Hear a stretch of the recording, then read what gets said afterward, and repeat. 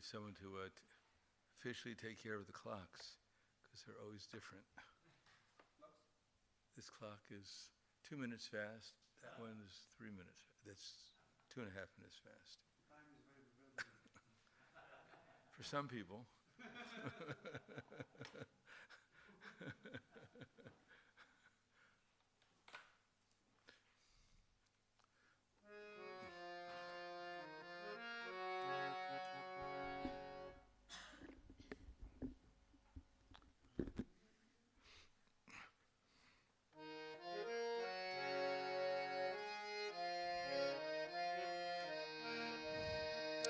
Jaya Radha Madhava Jaya Kunja Bihari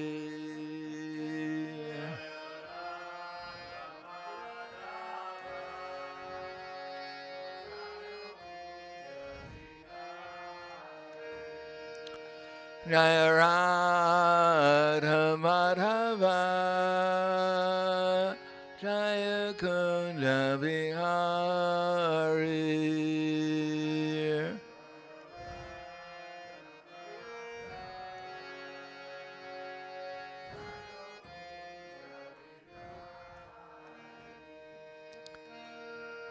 Gopi Jana Vallabha Grivadari Jaya Grivadari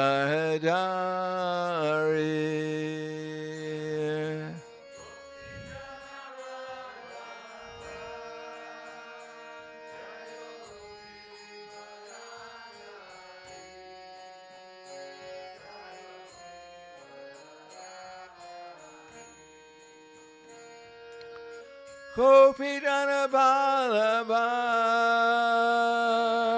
Grivadari Jaya Grivadari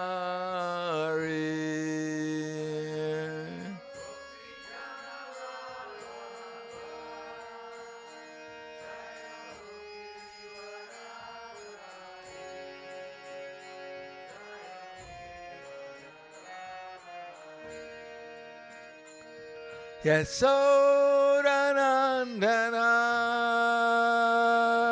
Braja Janaranjana Jaya Braja Janaranjana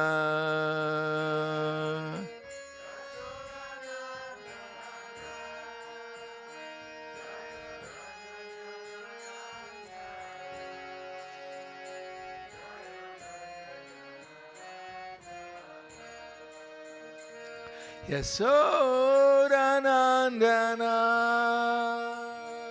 Braja Janaranjana Jaya Braja Janaranjana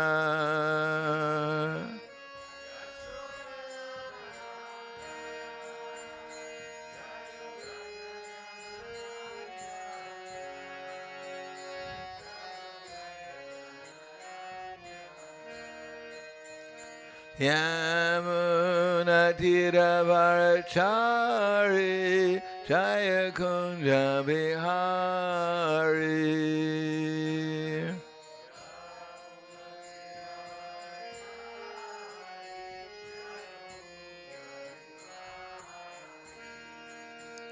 Yamuna Tiravarachari Jaya Kunja Bihari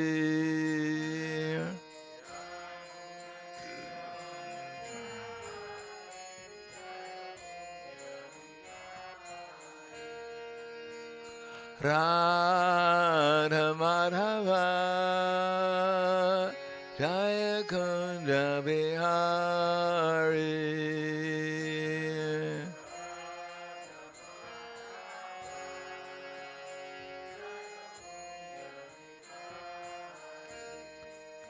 Jaya Radha Madhava Jaya Kunja Bihari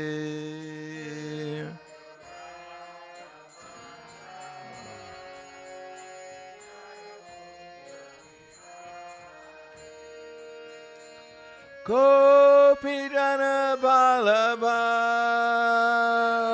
Girivardhari Jaya Girivardhari.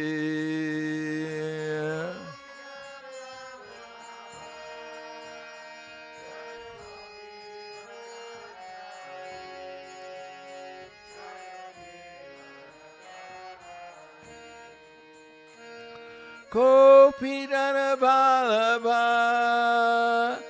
Girivardhari Jaya Girivardhari.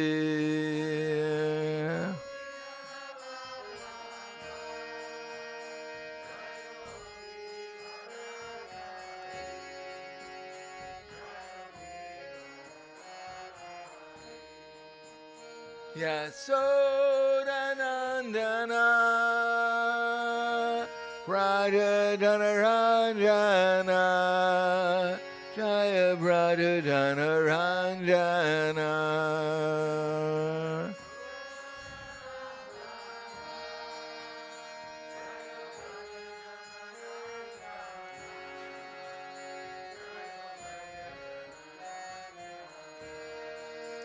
Yamunatira Varachari Jaya Kunja Bihari.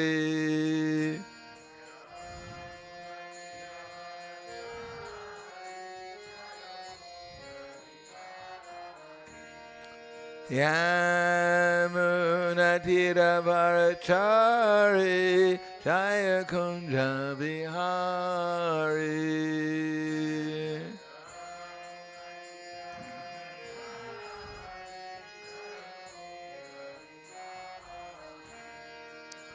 Radha Madhava Jaya Kunja Bihari.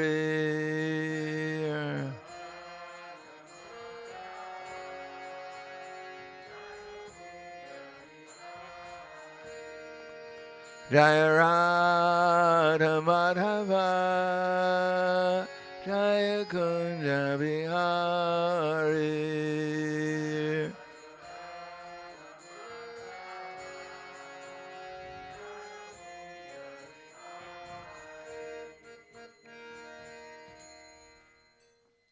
Jayam Vishupad Paramhansa Prabhadakacharya Asadhara Satushi Shiman.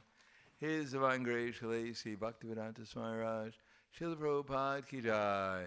Gaur Premanande Hariva Slava Zamrani Bhaktam Slava Shri Guru Shri Grangi Namo Vishnu Padaya Krishna Prasthayavute Srimate Bhaktivedanta Swami Tenamane Namaste Saraswati Deve Gauravani Vicharane Nirvishesha Shnivadi Paskatyade Siddharne.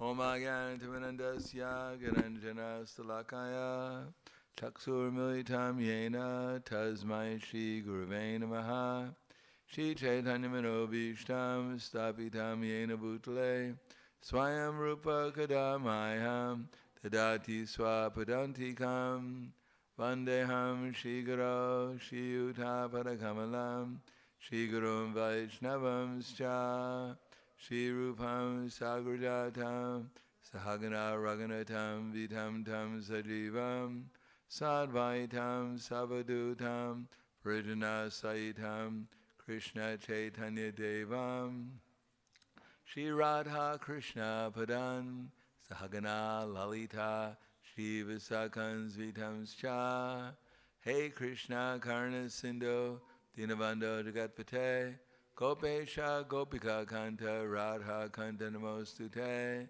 Tapta Kanchana Gaurangi Radhe Vrindavaneshwari Prishubhanu Sudha Devi Pranamami Hari Priye Vanchakapa Trivyascha Kripa Sindhu Vyavicha Patiranam Pavanebhyo Vaishnavebhyo Namo Namaha Shri Krishna Chaitanya Pranitananda Shri Advaita Gadadhar Shivasadi Gaura Bhaktivinoda Hare Krishna Krishna Krishna Hare Hare Hare Rama Rama Rama Hare Hare Om Namo Bhagavate Vasudevaya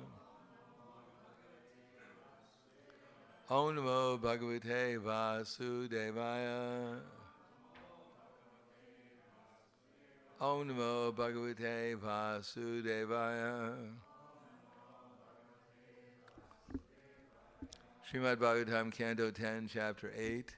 Lord Krishna shows the universal form, text 26.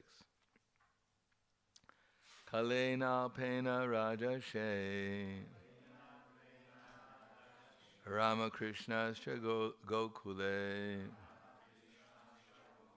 Agrishta Janubi Padbira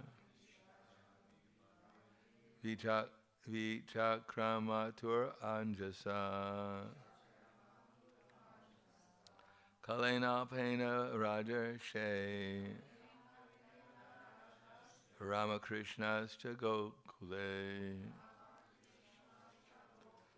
Agrishta Janubhira Padbira Vichakramatur Anjasa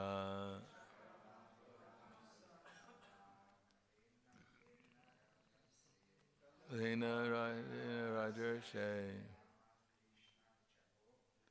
Rama Krishnascha Gokule Agrishta Janubhira Padbira Vichakramatur Anjasa Kalina Pena Rajarshe Rama Krishna Gokule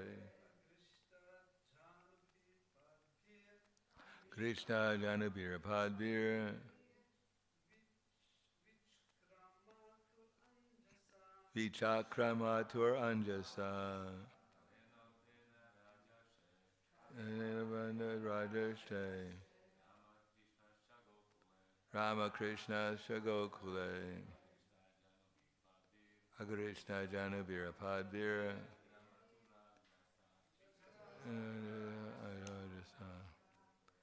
Ladies Kalena Pena Rajarshe Rama Krishna Gokule Agrishta Janubhira Padbira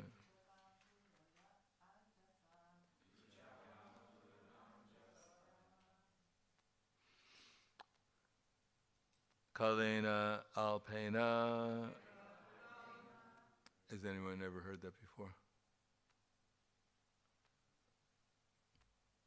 Kalena Yapusha Jana. You heard that? What's that? Yes. Kalena Yapusha Jana Kalovasmini Yejana Manda Samanda Mataya Manda Bhagi Ubhadrutaha. So here, Kalena Alpena.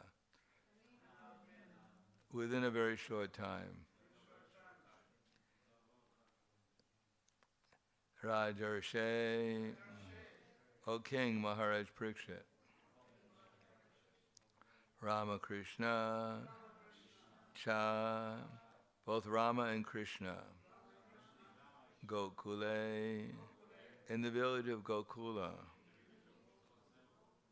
Agrishta Janubi, without the help of crawling on their knees. Padbi, by their legs alone. Vichakramatu, began to walk. Anjasa, very easily. Translation and purport by His Divine Grace, A.C. Bhakti-Vedanta Swami Srila Prabhupada. O King Parikshit, within a very short time, both Ram and Krishna began to walk very easily in Gokula on their legs, by their own strength, without the need to crawl. Purport, instead of crawling with their knees, the babies could now stand up by holding on to something and walk little by little, without difficulty, by the strength of their legs. Namo Vishnu Padaya Krishna Prasthavute, Srimate Bhaktivedanta Swami Tanamane, Namaste Saraswati Deve, Gauravani Vacharane, Nirvishesha Srinivadi Paskyatyade Siddharana. Generally, we're used to having the speaker give a philosophical analysis of whatever is being presented. But actually, for the most part in the 10th canto, that would not be very, well, that's not even possible. How do you give a philosophical analysis of Rama and Krishna walking in Gokuli on their legs with their own strength without the need to crawl? Can anyone give a philosophical explanation of that?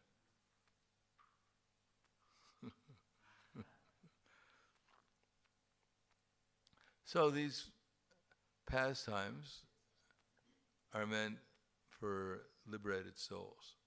Liberated souls means their minds are liberated. They don't have to analyze it.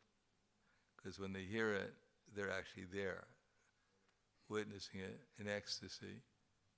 And therefore, if you're in love with someone, you don't usually have to analyze them so much. If someone has red hair, you don't spend 3 years giving a philosophical discourse on red hair.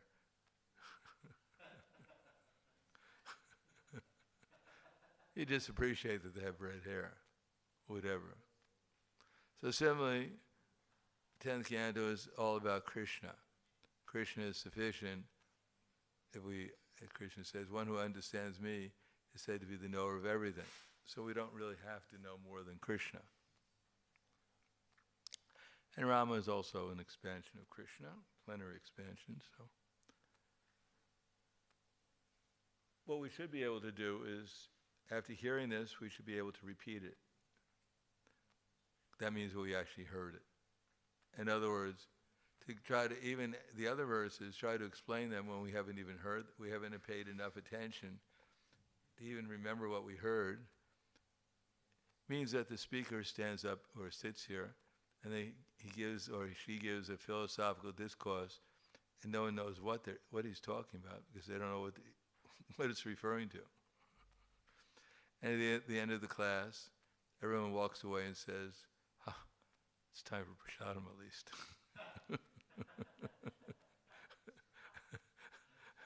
That was a difficult one. On the other hand, the whole idea of all our philosophy is to teach us how to focus our attention and then give our love to Krishna. So first of all, liberation means the ability to focus our attention on something, on anything.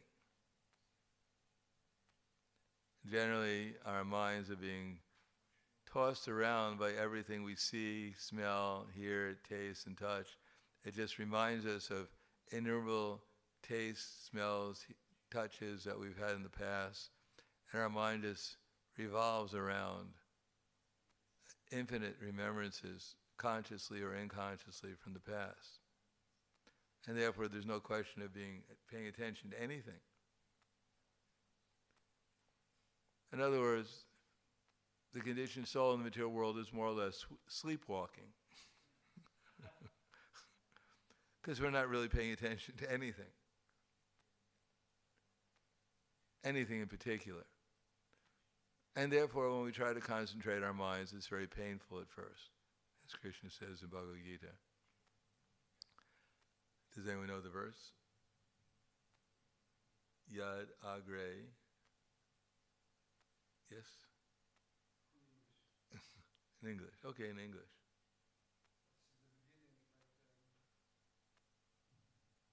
Bitter. Yad taragre vishamiva. Visham is actually poison. Yes. You mean that which in the beginning is poisonous is in the mode of goodness.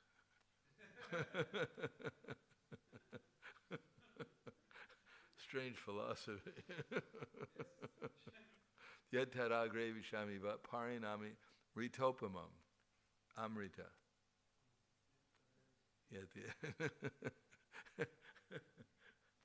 Yet taragre vishamiva parinam ritopamam tatsukam saptikam progdam atmabuddhi prasadacham. That which in the beginning is bitter like poison, in the end is like nectar, and which awakens one to self-realization, said to be happiness in the mode of goodness. Atmajam. So Atmajam means to awaken the soul. The soul becomes born. Jam. So, to concentrate our minds is quite painful because we're being pushed by the illusory energy in a different direction. As soon as Maya sees we're trying to make progress in concentrating our mind, we could say, then immediately she tries to distract us by so many allurements. It's called yoga chalati manasa. As soon as Maya sees we're trying to, we could say make spiritual advancement, but even trying to concentrate our minds on something, Maya will try to distract us. So therefore, we have to learn how to discipline the mind. Like for instance, without looking at your notebooks or your whatever, can anyone repeat the verse I just read? Or just tell me what the verse was about? Well, raise your hands because otherwise we have everyone shouting. We'll start with Mukunda.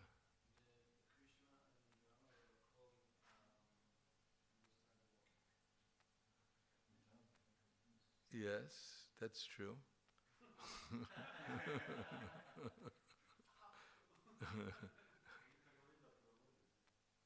Govinda? We'll ask her for Timur. What was your understanding?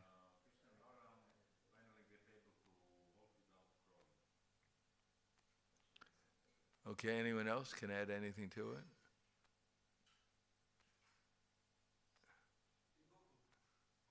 Yes, good. It doesn't mention Gokul, but it does say in the verse Gokul. In the translation, it doesn't. I'll read it. O King Parikshit. So who's talking here? Adela. Who's talking? What's that? Yes. See, a little help from your friends. Shukadeva Goswami is talking to Maharaj Parikshit. Within a very short time, what's the word for time? What's that? Kalena. And short time?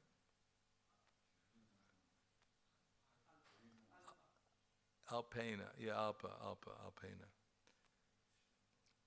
Both Rama and Krishna began to walk very easily in Gokula on their legs by their own strength without the need to crawl. So, what's being described here? Rajasundari Radha?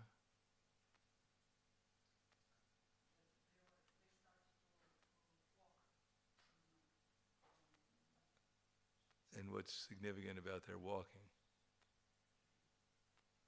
We have the example here all the time. What's that little... what's that little... Amal. We personally witnessed it over the course of a couple of years.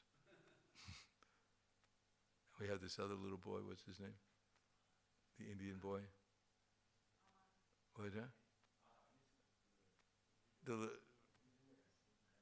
His name is Vidura? What's that? Arunaksha. We see him going through the same thing. So, what does it say in the verse here about how did Rama and Krishna walk? Let me read it again.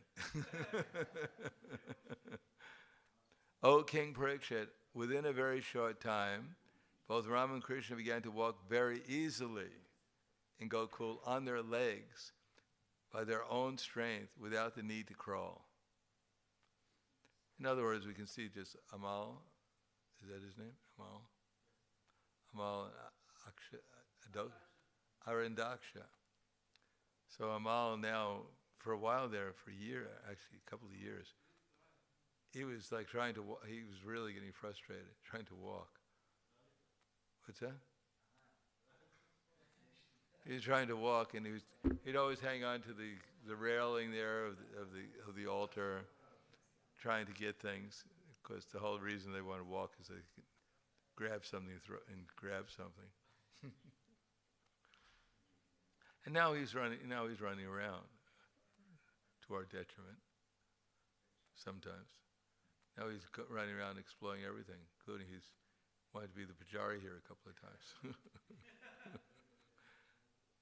Arundaksha, he's also doing the same thing, trying to crawl up on the rail to get the ghee lamp to probably throw it somewhere. And he gets frustrated because his mother's taking it away from him all the time. So he can stand up with the help of the railing, but he can't really walk on his legs. But one day, we'll see him running around here, chasing after Amal. Or Amal chasing after him. So Rama and Krishna, this is a development in they're the Supreme Personality of Godhead, but they're playing the part of children. Not only they're playing the part of the children, but they actually think they're children. They don't think, well, this is just a part I'm playing. They're actually experiencing childhood.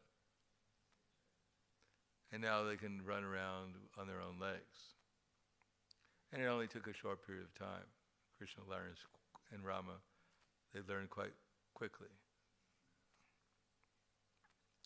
Text 27. Thereafter, Tatas, Lord Krishna, along with Balaram, began to play with the other children of the cowherd men, thus awakening the transcendental bliss of the cowherd women. So it doesn't take much to make these people happy. That Rama and Krishna themselves, they're the source of unlimited happiness. And therefore, just watching them, one gets unlimited happiness. They don't need a movie. They don't have to go to a show. They don't need any. They just need Rama and Krishna, and they're completely happy. So we can't imagine that, because nothing makes us happy in this world, practically speaking, for a long period of time. What to speak of eternally, Rama and Krishna. But it's possible to experience that if we just meditate on these cowherd ladies, watching Rama and Krishna playing with the other children. There's nothing more purifying to the mind than just trying to envision Krishna playing with the other children and the cowherd women enjoying it, it says transcendental bliss. And the word here is mudam. Janayan mudam.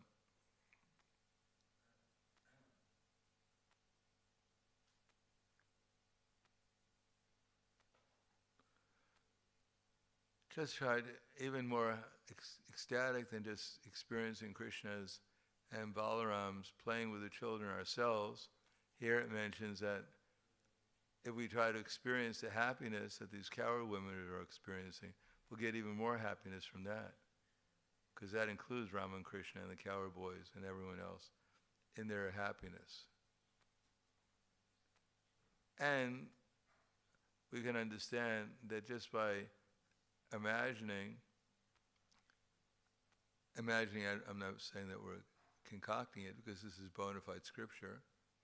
If we imagine Shukadeva Goswami speaking to Pariksha Maharaj, and in the heart of Pariksha Maharaj and Shukadeva Goswami is appearing Rama and Krishna playing with these boys, and they're experiencing the happiness of the cowherd women who are experiencing the bliss by watching Rama and Krishna playing with the cowherd boys, then we get even more bliss. Come to the banks of the Ganges, Shukadeva Goswami's talking to Pariksha Maharaj about this, and they're experiencing these varieties of rasa. The cowherd women, parental rasa, the cowherd boys, paternal sakya rasa, friendship. And this is how we actually purify our minds. Now, of course, if we practice chanting japa without offense, it's much more likely our minds will be prepared to hear srimad-bhagavatam.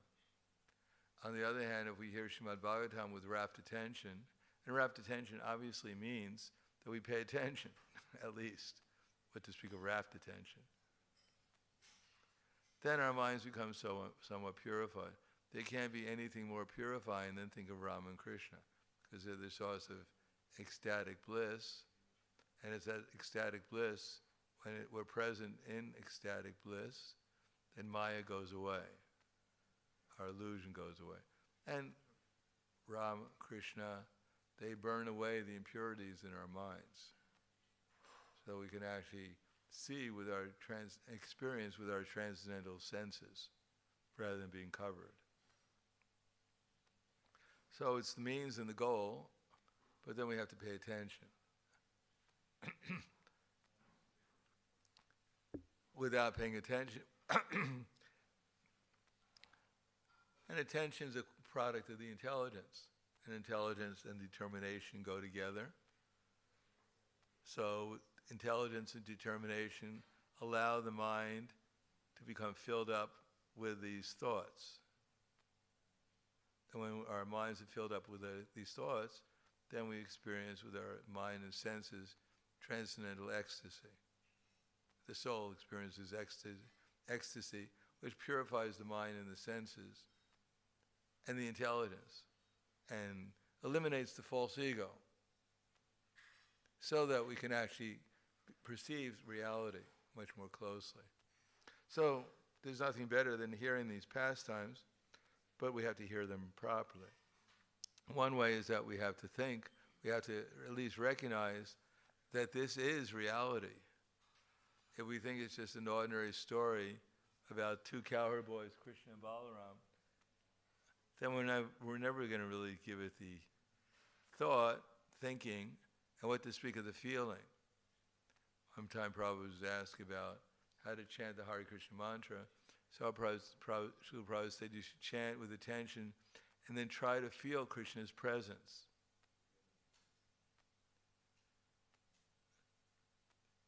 In other words, if we remember these stories, just hearing them is not sufficient. For instance, the first line we read was what? What was the first sentence we read? The previous verse. What was happening? What's that? No. They were past that stage already. What were they doing? They were walking, but how were they walking? Yes, with their own strength. They didn't have to crawl anymore. So we have to see Krishna and Balaram, now they can actually walk. They don't have to crawl anymore by their own strength. And how long did it take? Yes, very good. After a short time, Krishna and Balaram began to walk in Gokuli Vrindavan, by their own strength without having to crawl anymore. So you can repeat that again and again until we see Krishna and Balaram. And then we see them walking. That's all. That's all you have to do to become a great devotee. Or even a devotee. It doesn't require anything else except for that. And then what's the second paragraph? The second line? What's happening in the second line?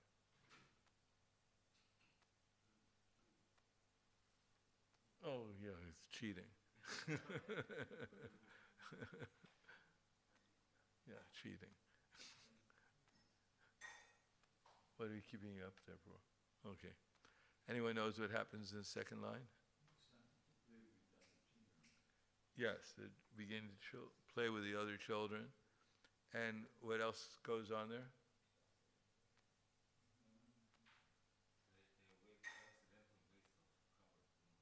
Yes, the cowherd women are experiencing ecstasy. So how many of us experiencing ecstasy listening to this? We're supposed to. Is it impossible? Did the gopis have to physically, for instance, in the gopis, they were remembering how, for instance, when Krishna played his flute, the sound of the flute became so sweet to hear that the aquatic birds, like the ducks, the cranes, and the swans, stopped swimming and flying and closed their eyes in meditation and worship of Krishna. So the gopis had to be there watching everything, or just by hearing about that, they were in bliss. they were experiencing the bliss of the birds, the cranes, the ducks, and the swans, hearing the sound of Krishna's flute along with the sound of the bumblebees. So they were in ecstasy. So we can also be in ecstasy, or at least taste some happiness by doing that. Just like if we're chanting Hare Krishna, trying to pay attention, then the first thing is that if we're actually paying attention, we can hear the Hare Krishna mantra, then there's nothing to be an anxiety. We're not in anxiety anymore.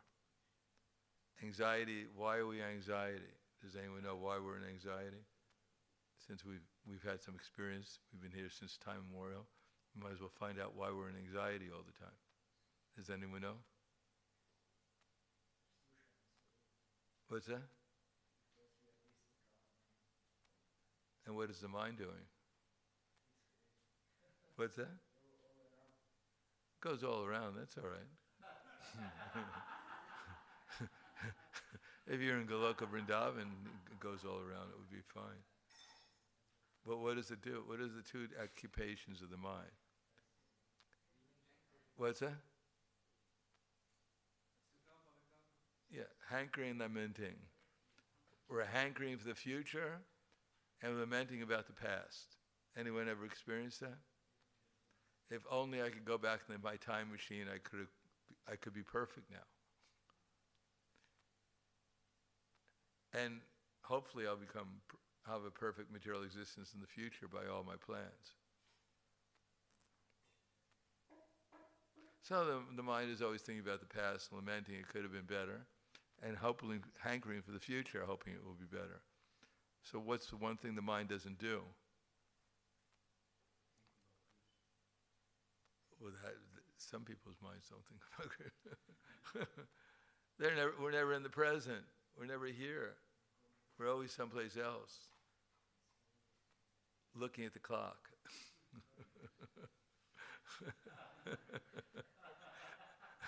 We look at the clock more than the deities, or we think about the clock more than the deities. Therefore, we never pay attention. Even when we hear about Krishna, we don't pay attention. Because we don't, so we have to take it more seriously. And the only way to do that is by hearing with some try to pay attention. And the only way we know if we're paying attention is we read something and then we close the book and see if we remember it. If we don't remember it, then how did we pay attention? And then we have to open it up and read it again. Otherwise, what's the benefit of reading it? Then we're like Rahu. You know Rahu? You've heard of Rahu? The planet Rahu. So Rahu doesn't have a body, so whatever it eats, everything falls out. So hearing about Krishna, but it all falls out. But we're just proud that we heard about Krishna today. I was tortured by the class, hankering for the prasadam. And at the end of class, I think, what was that all about? I got through another one. So we have to pay some attention, and hopefully we can digest a little bit so it becomes part of our memory. Actually, memory, as other things, has a component of digestion. Memory is actually kapha. What we're hearing is actually pitta. Or actually what we're hearing is vata through sound. And by the strength of pitta, by the strength of our mental digestion, we can actually digest and remember it, put into memory what we've heard, if we use our intelligence to digest what we're hearing, assimilate what we're hearing.